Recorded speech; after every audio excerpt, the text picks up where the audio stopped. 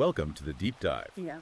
I want you to start by just imagining a society that voluntarily amputates its own eyes. Right. Just because looking at reality is deemed simply too offensive. It's a brutal image. Seriously, picture that mental landscape for a second. A culture that actively and deliberately blinds itself to the physical laws of the universe because the unvarnished truth hurts its feelings. Yeah, that is the extremely provocative and highly visceral premise that kicks off our whole exploration today. Which is quite the hook. It is a striking foundational image, and it perfectly sets the stage for the architecture of the argument we're going to unpack.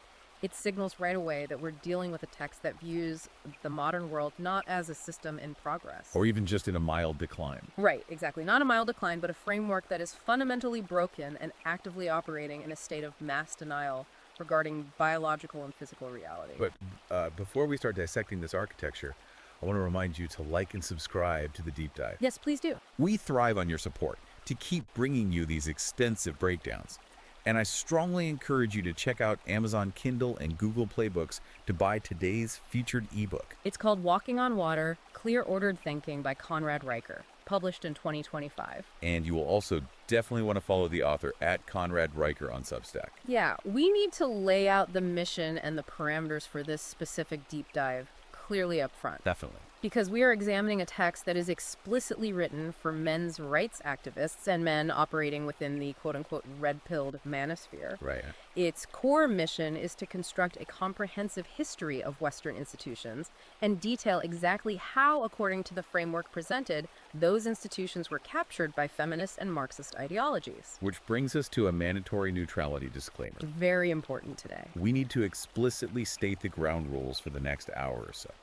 The source material contains highly politically charged content regarding gender dynamics, left-wing and right-wing politics, and the fundamental structures of our society. So we want to emphasize to you listening right now that we are not endorsing or taking sides on any of the viewpoints presented in this book. Not at all. Our mission today is purely analytical. We're acting as your expert guides to impartially report on the contents of the book. Right, just helping you understand the exact arguments, the underlying philosophy, and the specific worldview the author is constructing for his target audience. We're essentially looking at the blueprint of a very specific, highly systematized ideology, examining how the structural supports are put together. And the very first load-bearing pillar the text establishes is a philosophical one. Okay. It posits that there has been a complete death of objective truth in the public square. A total death. Yeah, the argument presented is that modern society has traded the granite blocks of Aristotelian logic for the wet cardboard of postmodern relativism. The rhetorical impact of that visual, granite versus wet cardboard, is pretty significant. It does a lot of heavy lifting. Literally. The author is framing classical logic as structural and capable of bearing weight.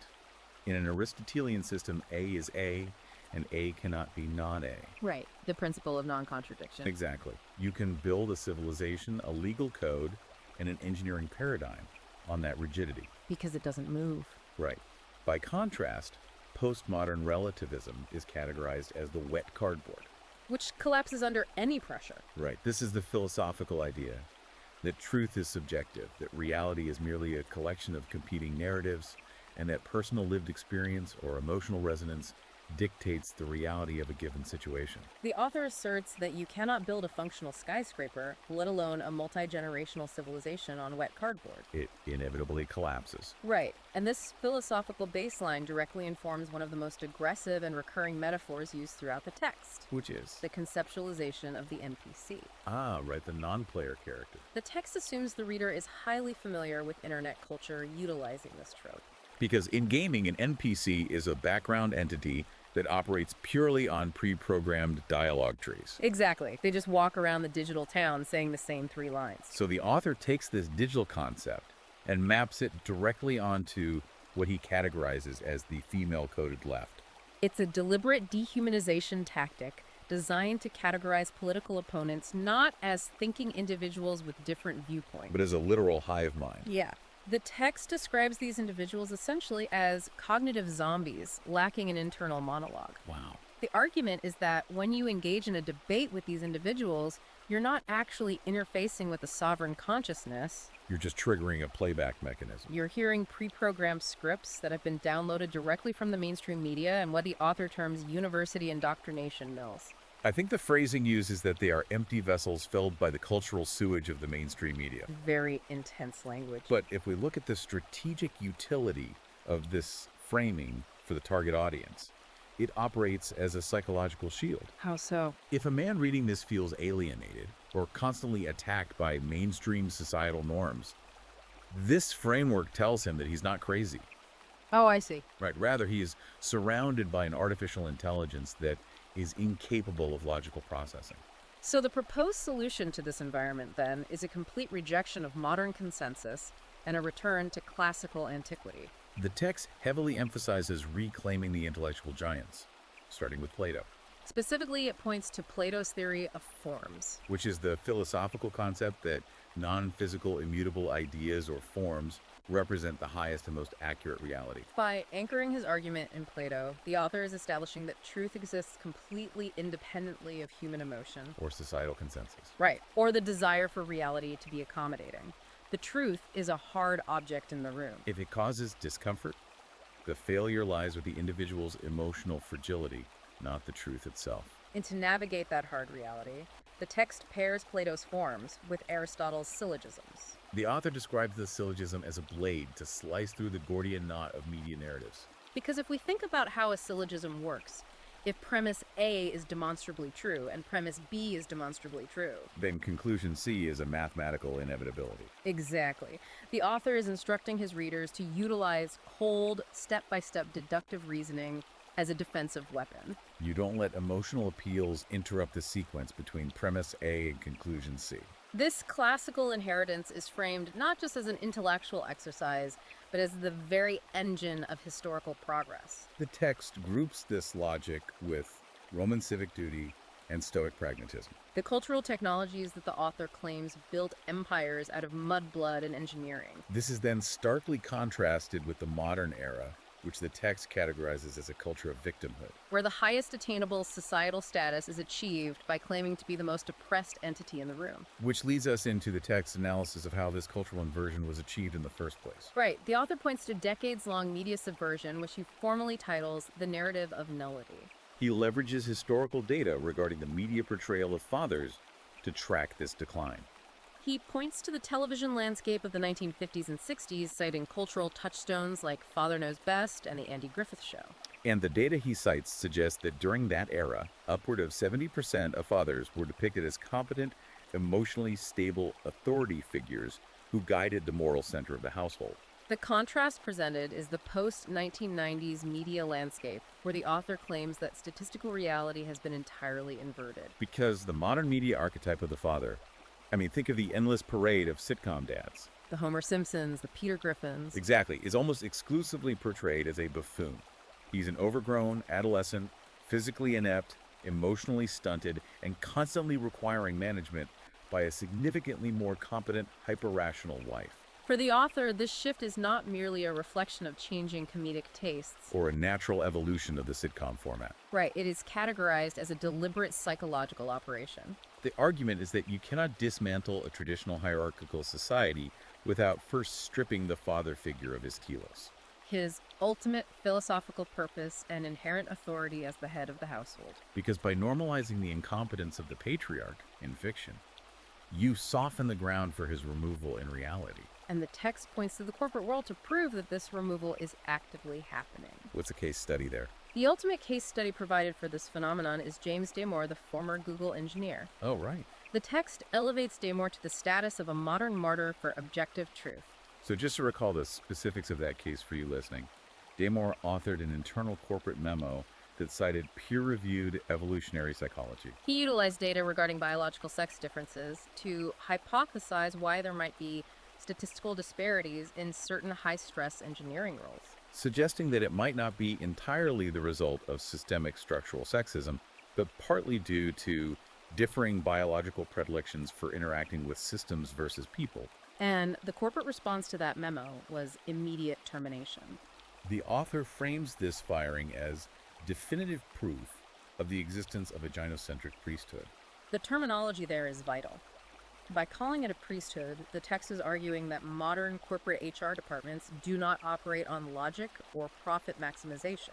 But on religious dogma. Right, when Damore cited biological facts that contradicted the religious doctrine of equal outcome, he wasn't fired for being incorrect. He was excommunicated for heresy. It's framed as the modern equivalent of Galileo facing the Inquisition for suggesting the Earth revolves around the sun. The institution didn't care about Galileo's telescope, they cared about maintaining the structural integrity of their narrative. And this specific case study acts as the primary bridge in the book from abstract philosophy into hard, quantifiable biology. The logic follows that if the dominant culture is actively punishing the citation of scientific data, then that specific scientific data contains the exact reality the culture is trying to suppress. Which brings us to the core biological arguments of the text. Specifically, the concept of the biological imperative and what the author heavily emphasizes as the burden of performance. The text leans intensely on evolutionary psychology to construct a rigid determinist view of human behavior. The foundational pillar of this biological argument begins in 1948 with A.J. Bateman's data on fruit flies. Bateman's principle is a cornerstone of evolutionary biology. Right. By observing fruit flies, Bateman noted that the variance in reproductive success is vastly greater in males than in females. Meaning nearly all females will reproduce to some degree, but a small percentage of males will monopolize the reproductive opportunities, leaving a massive percentage of males entirely shut out of the genetic future. The author extrapolates Bateman's principle to introduce the greater male variability hypothesis in humans. This is the statistical observation that males exhibit a wider bell curve of traits across almost every metric. The text points out that because of this wider distribution, you find more males at the absolute extremes of society. Right, you have more male geniuses, inventors, and hyper-successful CEOs. But simultaneously, you have vastly more male criminals, homeless individuals, and societal dropouts. The author uses this statistical reality to mount a direct attack on modern egalitarianism. Because if the male biological distribution inherently produces a wider variance of extremes, then the political demand for equality of outcome across all corporate and social metrics is mathematically impossible. You cannot mandate equal representation at the apex of a hierarchy if the biological raw material is distributed unevenly. Therefore, the text argues the male sex is inherently hardwired to be competitive and hierarchical. Men are biologically designed to seek status, protect, and take immense physical and social risks. Because failing to do so historically meant being wiped from the genetic pool entirely. The text insists that these are not toxic traits programmed by a patriarchal culture. They are the fundamental engine of human survival and civilizational advancement. But this raises a critical structural question. If male biology is hardwired for intense hierarchical competition, what happens to the male organism when it is placed inside a modern society that continuously pathologizes hierarchy and punishes competitive behavior? To answer that, the author synthesizes the Pareto principle with Robert Sapolsky's neuroendocrinology research. We all know the Pareto principle, the 80-20 rule, which in this context means that a very small percentage of males reap the vast majority of societal and reproductive rewards. But the author brings in Sapolsky to explain the physical costs of failing in that hierarchy. Sapolsky spent decades studying baboon troops in the African savanna, meticulously tracking their social structures and drawing their blood to measure hormone levels. And his findings were groundbreaking. He discovered that a baboon's rank in the dominance hierarchy directly and profoundly dictates its physical health. Low-status males who were constantly subordinated and denied access to resources didn't just feel sad. Right, they suffered from chronically elevated levels of cortisol, the primary stress hormone.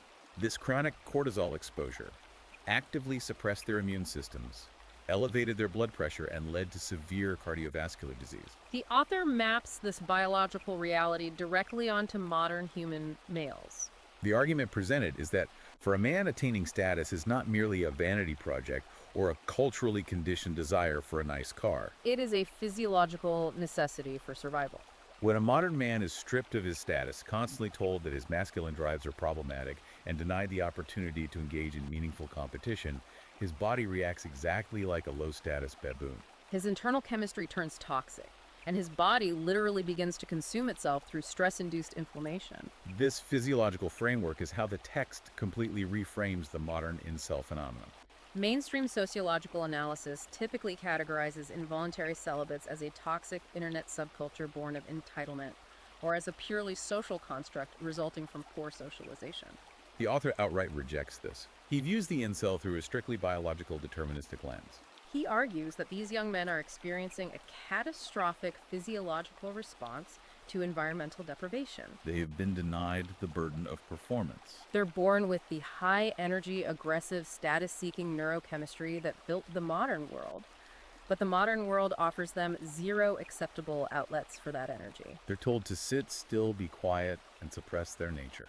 The result, the author claims, is not just internet bitterness, but a very real depression epidemic. And he categorizes this depression not as a chemical imbalance to be medicated, but as a biological check engine light. It is the organism screaming that its fundamental evolutionary needs are being denied. So the proposed solution to this biological crisis is not therapy, but a brutal reclamation of physiology. However, the text draws a very sharp distinction regarding how this physiology should be reclaimed. Because it levels a scathing critique against what it terms the modern gimsel. Right, a gymsel, according to the book's taxonomy, is a man who spends hours lifting weights but does so purely for narcissism. He is sculpting his physique for the mirror for Instagram validation. And ultimately, to appeal to the very female-centric gaze, the author argues he should be rejecting. The text argues that this man may have broad shoulders, but he remains mentally impotent, politically illiterate, and perfectly compliant with the system that is destroying him. To contrast the gimsel, the author invokes the classical archetype of Hephaestus, the Greek god of the forge. Hephaestus wasn't laboring at the anvil to achieve hypertrophy or look aesthetically pleasing in a tunic. He hammered metal in extreme heat to forge the infrastructure of the gods. He brought physical order to chaos. The author insists that men must reclaim their bodies for the purpose of utility and competence, not vanity. And this begins with an escape from what he calls the chemical chaos of the modern environment. The text argues that modern commercial diets are actively chemically compromising male biology. It specifically targets industrial vegetable oils, microplastics in the water supply, and processed sugars, claiming these elements act as endocrine disruptors that systematically lower testosterone. The argument is that these chemicals make men physically soft, lethargic, and ultimately politically compliant. You simply cannot maintain the granite blocks of clear ordered thinking if your physical substrate is polluted. To provide empirical backing for this philosophy of physical hardship, the author points to Mark Mattson's 2008 research on neurogenesis. Mattson is a prominent neuroscientist who extensively studied the effects of fasting and caloric restriction on the brain. His research demonstrated that when a mammalian body is placed in a state of caloric deficit, when it is genuinely hungry, the brain triggers the release of brain-derived neurotrophic factor, or BDNF. This is a critical point in the text's argument. BDNF is a protein that actively promotes the growth of new neurons and synapses. If we look at the evolutionary logic here, it is profound. When a hunter-gatherer was starving, his brain didn't power down. It flooded with BDNF to maximize cognitive sharpness, focus, and problem-solving ability, so he could successfully hunt and survive. A satiated, comfortable organism has no biological incentive to grow new neural pathways. The author weaponizes this hard science to make a sweeping philosophical declaration. Modern comfort is the absolute enemy of a clear mind. To achieve the intellectual resilience necessary to see through the cultural programming we discussed earlier, a man must actively subject himself to physical hardship. Hunger, strenuous lifting, and physical exhaustion are not punishments. They are the biological prerequisites for achieving clarity. So if the text establishes that men are being made comfortable, chemically soft, and pacified, the logical progression demands we ask who or what is architecting this pacification. Which brings us directly to the text's deeply cynical view of the state and the legal system. The author points the finger at the modern bureaucratic apparatus, drawing a direct and unflattering parallel to the late Roman Empire. He invokes the classic concept of panem et circenses, bread and circuses. This was the strategy utilized by Roman emperors to pacify a massive, potentially volatile populace. Instead of demanding civic virtue, military service, or stoic sacrifice, the state simply provided free grain and staged massive bloody gladiatorial games. As long as the citizens were fed and entertained, they surrendered their political agency. The author argues that the modern welfare state operates on the exact same pacification blueprint. He takes it a step further, arguing that the modern state has literally usurped the role of the traditional husband and father. By constructing a vast financial safety net, housing subsidies, food assistance, single mother benefits, the state has removed the absolute necessity of the male provider. In doing so, the text claims the state has reduced the sovereign citizen to the status of a dependent child. The populace trades its dangerous masculine agency for a full belly and the endless distraction of a glowing screen. To explain the moral psychology that allowed this massive expansion of the state, the author utilizes Jonathan Haidt's moral foundations theory.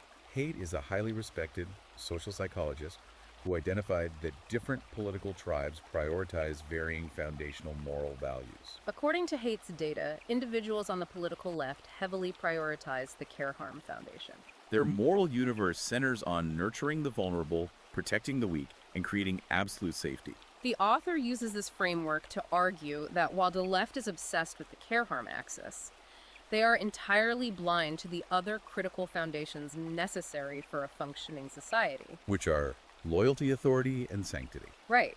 The text argues that because the modern state is captured by this hyper-maternal care-harm ideology, it inherently pathologizes male competitiveness. The harsh, unforgiving realities of meritocracy, physical hierarchy, and risk-taking are viewed through the care-harm lens as harmful and oppressive. The state, therefore, attempts to dismantle these structures, completely failing to realize that those very frameworks of authority and rigorous competition are what generated the complex civilization they are currently enjoying. This theoretical critique is then applied directly to the justice system. The author views the modern legal apparatus not as an impartial arbiter of truth, but as an institution that has been entirely captured by this care-harm ideology, often at the explicit expense of factual justice. He points specifically to the shift in evidentiary standards within quasi-legal environments such as university Title IX tribunals. This is a massive structural complaint in the book. In traditional Western jurisprudence, the bedrock standard for conviction is beyond the reasonable doubt. This requires near absolute certainty, reflecting the immense weight of state power stripping a citizen of their liberty. However, the author details how administrative tribunals have shifted to the preponderance of evidence standard. Under preponderance of evidence, the threshold for guilt is essentially 50.01%. You merely have to believe it is slightly more likely than not that an event occurred. The author argues that when you pair this mathematically fragile threshold with a cultural environment that dictates the starting premise must be believe women, a fair trial becomes a logical impossibility. He frames it as a formal mathematical fallacy. If the tribunal enters the room with the a priori assumption that the accuser must be believed because to question her would violate the care-harm foundation, Then the accused man starts the trial, already past the 50.01% threshold of guilt. the rules of forensic evidence are functionally suspended, and the tribunal becomes a formalized ritual of validating victimhood rather than a search for objective truth. To anchor this theoretical argument in reality, the text examines two highly publicized, culturally defining case studies. The first is the 2006 Duke lacrosse scandal. The author doesn't just mention that the accused athletes were found innocent. He focuses specifically on the actions of the prosecutor, Mike Nafong. The text highlights that Nafong possessed exculpatory DNA evidence. Hard physical forensic proof that the accused men were not present and did not commit the crime. Yet Nafong actively suppressed this evidence and pushed forward with the prosecution. The author uses this to argue that Nifong was acting under a form of ideological possession.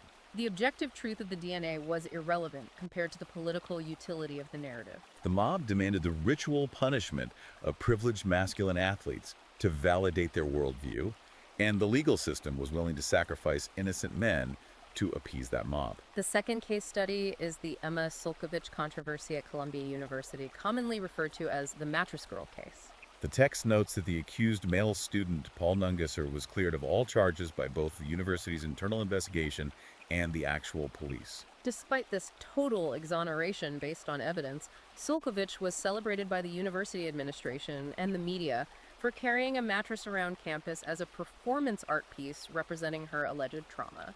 The author leverages this to demonstrate that the academic and media establishments no longer value truth. They allowed a cleared innocent man's reputation to be permanently destroyed because the emotional reality of the accuser was granted higher societal status than forensic evidence and legal due process. For the target audience reading this, the message is chilling. These are not isolated miscarriages of justice.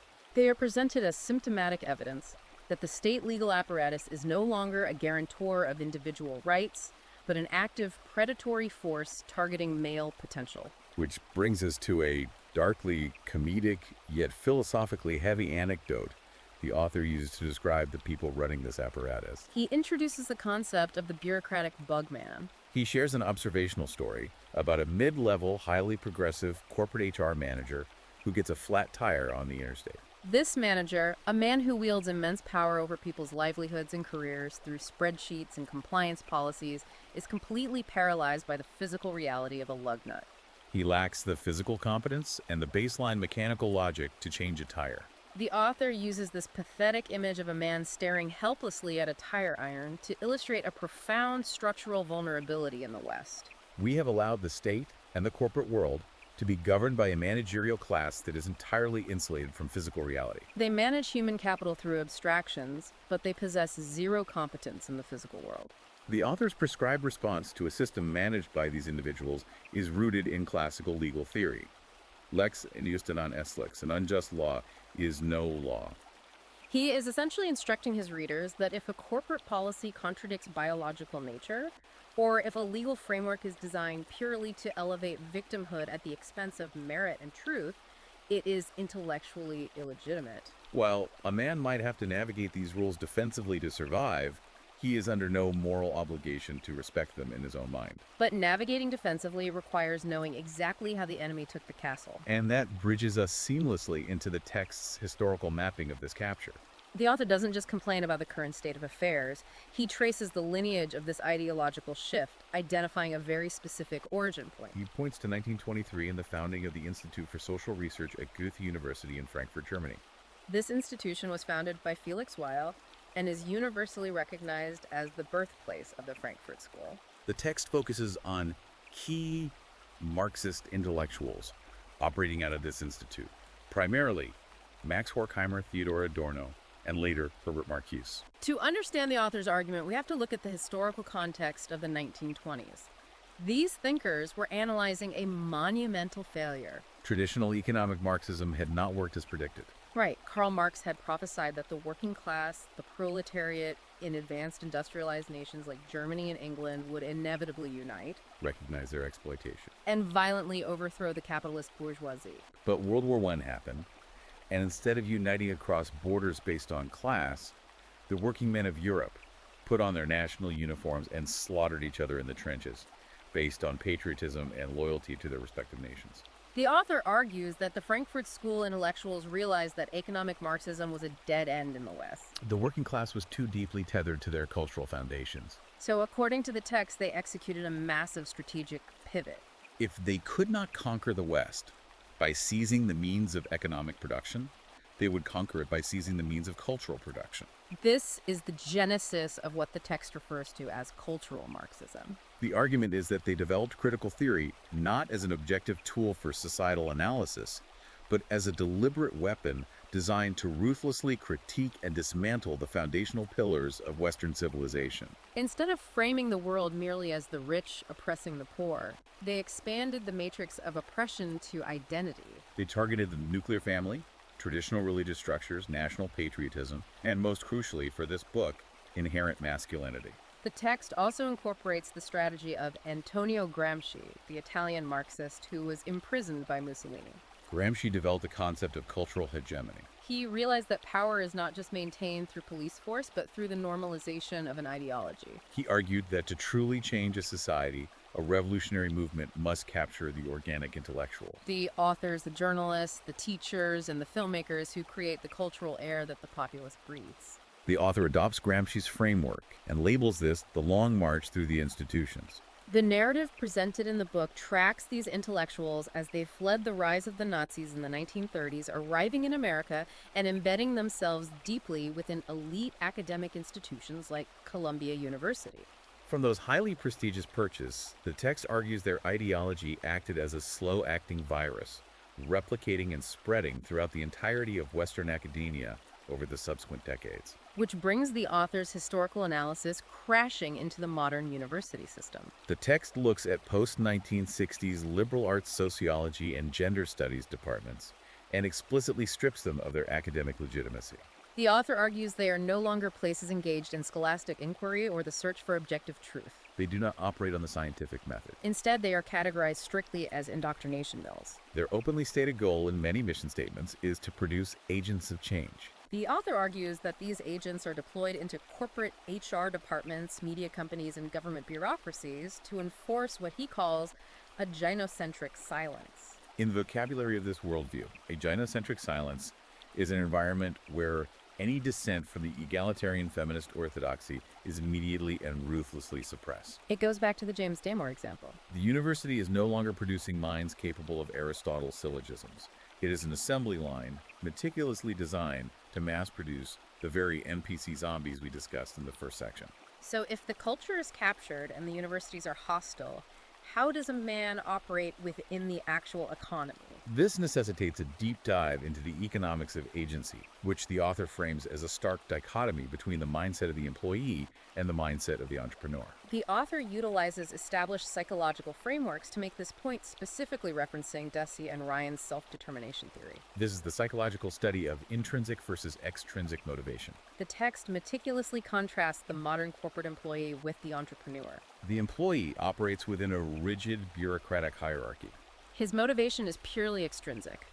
He suppresses his natural impulses, navigates HR minefields, and feigns agreement with corporate dogma purely to receive a salary and external validation. The entrepreneur, however, is driven by intrinsic motivation. He is taking massive, unhedged risks. He is operating without a safety net, driven by the innate masculine desire to build a structure from nothing and impose his will upon the marketplace.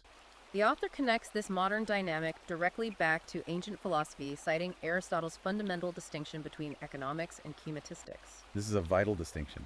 For Aristotle, true economics referred to household management. It was the honorable pursuit of acquiring the resources necessary for practical needs, family flourishing, and self-sufficiency. Crematistics, on the other hand, was the unnatural accumulation of wealth, purely for the sake of hoarding wealth divorced from any tangible productive utility. The author adapts this framework to argue that the entrepreneurial drive to conquer chaos and provide for a household is deeply natural and spiritually fulfilling. Whereas the corporate employee mindset, trading one's sovereignty merely to accumulate numbers in a bank account while suffering bureaucratic indignities, is spiritually corrosive and biologically destructive.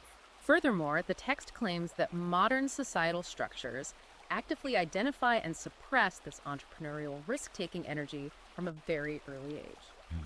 The author levels a devastating critique at the modern education and medical systems, arguing that when young, high-energy boys exhibit natural masculine restlessness, the very energy required to take risks and build things, they're immediately pathologized. He argues they're slapped with diagnoses like ADHD and heavily medicated with amphetamines. The author does not view this as medical care. He views it as chemical compliance. He argues society is drugging young boys to force them to sit still in a feminine-coded, risk-averse classroom environment, preparing them for a lifetime of docile cubicle work. To provide a historical countermodel to this modern corporate pacification, the author reaches deep into medieval history. He points to the Ordenstadt, the state of the Teutonic Order centered at Marienburg. This is a fascinating and highly specific historical pull. He describes the Teutonic Knights not just as a religious military order, but as the ultimate idealized boys' club. He highlights the Teutonic Order as the pinnacle of a high-trust, strictly meritocratic, and fiercely rational bureaucracy. These were warrior monks bound by immense discipline and hierarchy. The text emphasizes that they didn't just fight, they were master administrators. They drained literal malarial swamps in Eastern Europe, engineered massive brick fortresses, and established complex trade routes. They took untamed, chaotic wilderness and engineered it into an economic powerhouse. The author holds up the Teutonic Order as undeniable proof that masculine hierarchical obedience, when combined with competence and a shared mission, generates immense surplus and builds civilization. He then explicitly and aggressively contrasts this historical model with modern corporate diversity, equity, and inclusion initiatives. He argues that modern progressive institutions look at a high-performance, hyper-competent, all-male unit like the Teutonic Knights with shrieking hysteria. Not because it is evil, but because they intuitively recognize that they lack the physiological and psychological capacity to ever compete within such a rigorous framework. This analysis of work and economic production seamlessly transitions into what is undeniably the most controversial and highly charged section of the entire text. The application of economic theory to human relationships, which the author titles The Mathematics of Mating.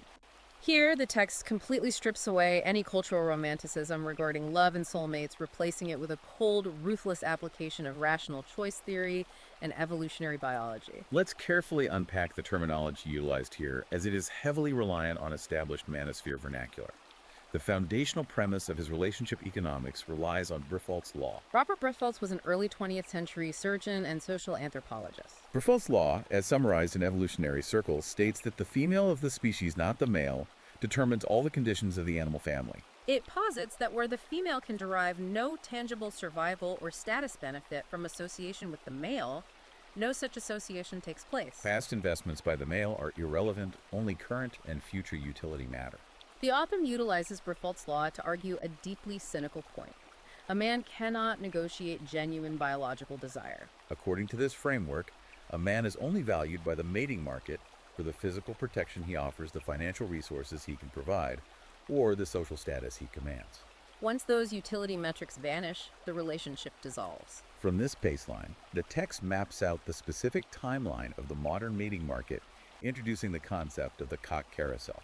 In the vocabulary of the text, this provocative term describes the decade between a woman's 18th and 28th birthdays. Applying rational choice theory, the author argues that during these years of peak physical fertility, women act as utility-maximizing agents in an open market. Because of the advent of dating apps, they have unprecedented access to the absolute top tier of the genetic hierarchy, the top 20% of males we discussed during the Pareto distribution segment. In manosphere terminology, this is the alpha fucks phase. The text argues that young women will pursue short-term, non-committal mating strategies with these high-status, physically dominant males. The critical economic concept the author introduces here is opportunity cost. He argues that while pursuing the top 20%, these women entirely ignore the reliable, provisioning, middle-tier men who would traditionally offer stability. Those middle-tier men are categorized as the beta bucks. The theory progresses to what the manosphere terms the wall, typically around age 30, when a woman's fertility and sheer physical leverage in the market begin to decline. The text posits that at this juncture, the woman shifts her strategy, seeking out the beta bucks provider to secure financial stability and raise a family. However, the author argues this dual mating strategy is a psychological trap that results in the alpha widow syndrome. The logic dictates that because the woman spent her most formative hyperfertile years experiencing the absolute apex of the male genetic market, men with massive physical and social dominance, she becomes neurologically imprinted by that standard. Therefore, when she eventually settles for the safe provisioning beta male, she is psychologically incapable of genuinely respecting him or feeling visceral biological desire for him. And if this late-stage stabilization strategy fails entirely, the text claims the inevitable result is the cat lady syndrome, a life of permanent solitude masked by careerism. To bolster this highly aggressive framework, the author attempts to ground it in statistical data. He points to CDC data that shows a stark, mathematically direct correlation between the number of premarital sexual partners a woman accumulates and her statistical likelihood of initiating a divorce later in life. The author utilizes this data to deliver a harsh warning to his male readership. The modern deregulated mating market is structurally flawed and represents a catastrophic asymmetric risk for the provisioning male. He argues you are entering a contract where the other party has been culturally encouraged to maximize her utility at your expense, which leads directly to the behavioral consequence of this risk assessment. The marriage strike, also known within these circles as MGTOW men going their own way. The author does not frame this movement as an emotional retreat by bitter men who cannot find partners. He frames it entirely through the rigorous lens of game theory, specifically utilizing the framework of the prisoner's dilemma. Let's walk through the matrix of the prisoner's dilemma to understand his logic here. In classic game theory, if both parties cooperate, they both achieve a reasonably good, stable outcome. However, if one party defects while the other continues to cooperate, the defector wins massively and the cooperator is absolutely ruined. If both defect, both get a suboptimal but survivable outcome. The author argues that historical traditional marriage operated in the cooperation quadrant. Cultural shame and strict legal barriers prevented defection. However, he asserts that the modern state has completely altered the game matrix. By instituting no-fault divorce, maintaining highly asymmetrical alimony laws, and overseeing family courts that statistically favor maternal custody, the state now heavily structurally incentivizes female defection. The text argues that the penalty for male cooperation, if the female defects, is total annihilation. The loss of assets, the garnishing of future wages, and the alienation from his children. Because the state has rigged the matrix to make cooperation a catastrophic risk, the author argues that acting as purely rational economic agents, high-value men are increasingly choosing the only logical move left on the board. The defect. They engage in a marriage strike. They withdraw their resources, their protection, and their genetic potential from the institution of marriage entirely, because the mathematical probability of ruin vastly exceeds the potential utility of the contract. Having meticulously deconstructed the philosophy, biology, legal apparatus, and mating market, the text finally shifts into its prescriptive phase. Section 6 is titled The Rhetoric of Reclamation and the Cathedral Project. The author moves from diagnosing the disease to prescribing the exact tactical and psychological responses required to survive and dominate this captured culture. He begins with tactical advice for engaging in the dialectic, the ongoing public culture war. He offers a fascinating, almost nostalgic retrospective on the evolution of internet discourse. He looks back at roughly 2015, an era he dubs the debate Nebro period. During this time, the primary weapons in online discourse were logic, statistical data, and long-form debate. The author argues that the political right, armed with biological reality and economic data, absolutely dominated this era because the less emotional arguments simply could not survive rigorous public logical scrutiny. The text claims that because the progressive left was being systematically routed in the arena of raw logic, they executed a brilliant, albeit cynical, tactical retreat. They completely abandoned the framework of logic versus logic. Instead, they shifted the entire battlefield to the framework of safety versus violence. This is the precise historical moment when the cultural rhetoric shifted to phrases like speech is violence or silence is violence. The author views this not as a genuine concern for safety, but as a highly effective defensive maneuver utilized by people who know they cannot win an empirical debate. If your logic threatens their worldview, they don't have to counter your logic. They simply accuse you of causing them physical harm with your words, thereby utilizing the care-harm moral foundation to demand that the authorities censor you. To counter this, the author instructs his readers on the aggressive, correct, Aristotelian use of rhetorical tools. He specifically rehabilitates the concept of the ad hominem fallacy. This is a nuanced point. He clarifies that engaging in a base ad hominem, attacking a man's physical appearance or immutable characteristics, is lazy, low-value rhetoric. However, he argues that attacking a man's character, if his character is demonstrably relevant to the moral claims he's attempting to make, is an Aristotelian necessity. If a man who cannot manage his own chaotic personal life attempts to dictate how society should be structured, attacking his competence is not a fallacy, it is a valid destruction of his ethos.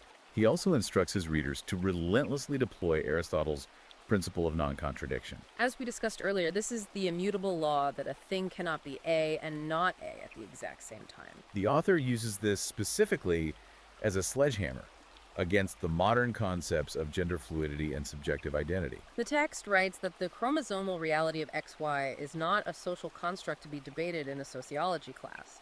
It is a hardline biological mandate. Biology does not negotiate with human feelings. Therefore, the author advises his readers, when you are forced to debate these topics, you do not engage with their emotional state or their subjective identity. You use the principle of non-contradiction to shatter the foundational architecture of their argument. You attack the literal logical impossibility of their premise. But the author acknowledges that engaging in this kind of unyielding, highly confrontational rhetorical warfare requires an incredibly stable psychological state. You cannot be fragile if you are going to stand against the cultural tide.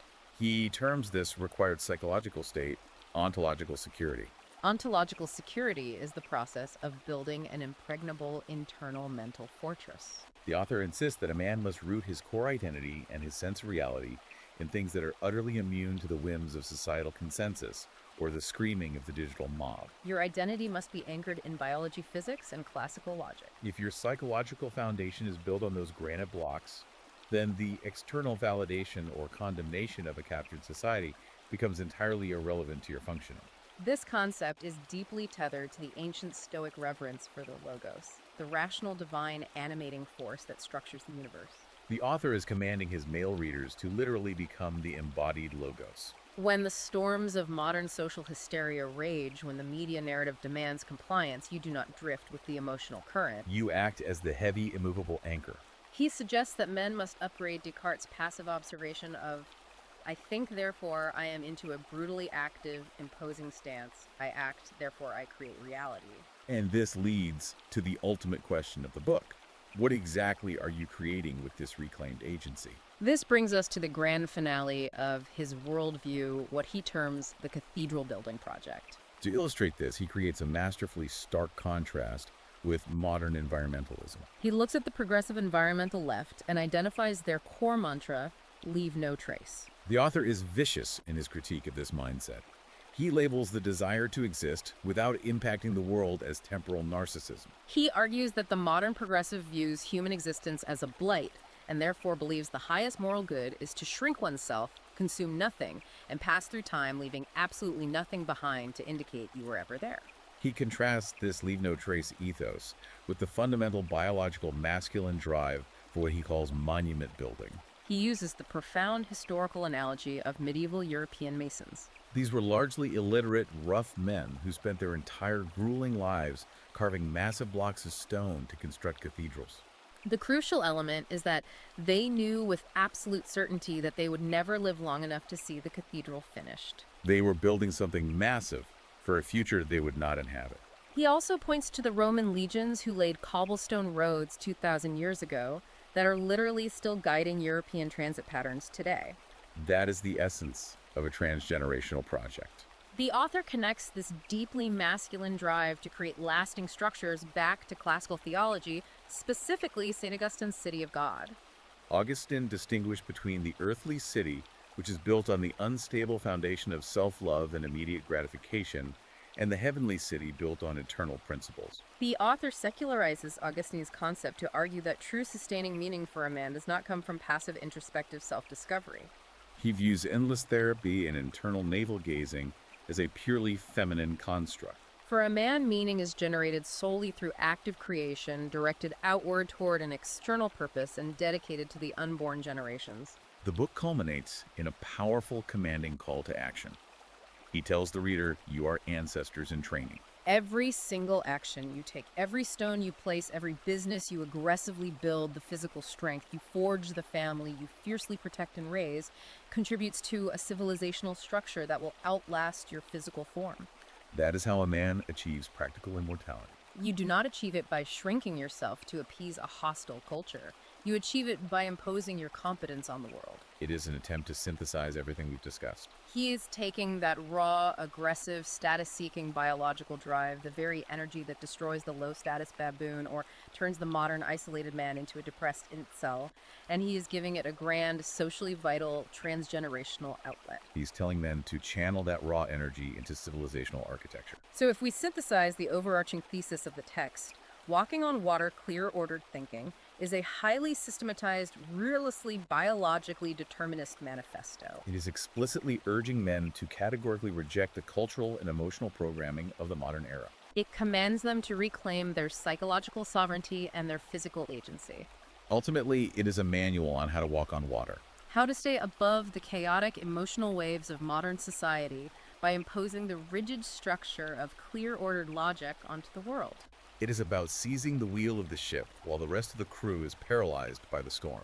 Which leaves us with a profound, lingering question to ponder. As we step back from the specific cultural skirmishes and tactful advice outlined in the text, we are forced to look at the macro structure of our society. What happens to the long-term stability of a civilization when the fundamental hardwired biological drives of half its population, the innate masculine drives for strict hierarchy, intense competition, and high-stakes risk-taking, are placed in direct structural and punitive conflict with the very institutions governing them? It is a structural paradox. Can a society truly survive and continue to innovate if its legal, academic, and corporate frameworks are constantly at war with the underlying biology of the men required to build and maintain its physical and economic infrastructure?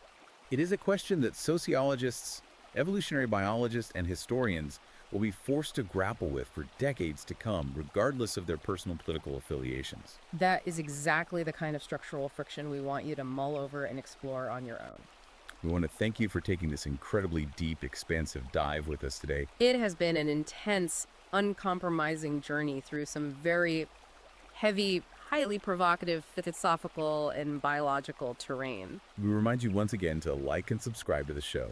Your engagement is what allows us to keep dedicating this level of granular analysis to these complex topics. Please direct yourself to Amazon Kindle and Google Play Books to purchase the ebook we rigorously unpacked today, Walking on Water, Clear, Ordered Thinking. And finally, to explore these concepts further, to see the exact data he cites, and to observe how the author applies this classical rhetorical framework in real time to modern events, we explicitly encourage you to go and follow the author at Conrad Dreicher on Substack. You can also find his daily commentary at Conrad Reicher on Twitter, and check out his long-form video essays at Conrad Reicher on YouTube. Thank you for listening. And until next time, keep thinking clearly.